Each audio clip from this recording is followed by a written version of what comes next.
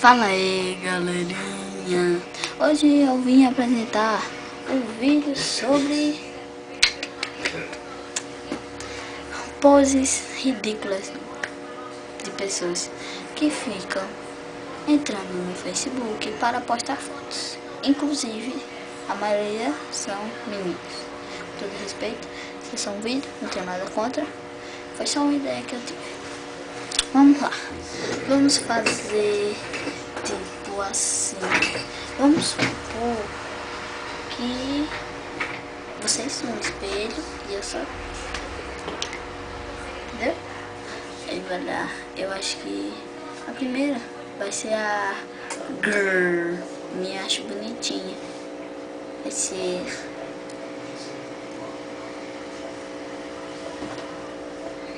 e a selfie lá. A segunda é um dia de calor. Tira a camisa. Só. A terceira é tipo. Pera aí, tá? Já volto. A terceira é arrumando o cabelo.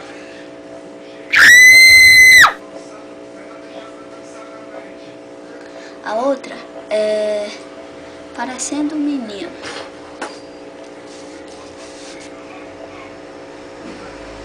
A outra é olha para os meus pés.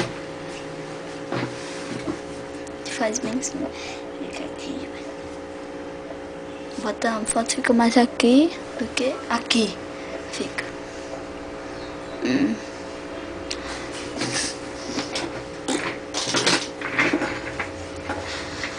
A sétima é mostrando o cabelo.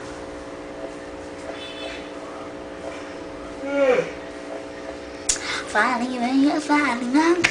Escana de mim. A outra é cortada.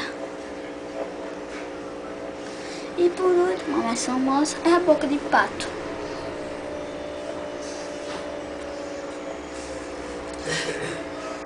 Fale, venha, fale, não. Então, esse foi nosso vídeo. Se você gostou, você vai aí embaixo, vai clicando em gostei. Se você ainda não é inscrito para não perder nenhuma novidade no canal, se inscreve no canal. E mais uma coisinha antes de terminar. Por favor, eu peço a vocês que curtam uma foto que eu vou botar aí na descrição.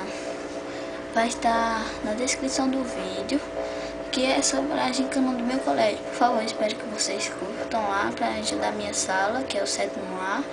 E valeu, foi isso, galera. Fui!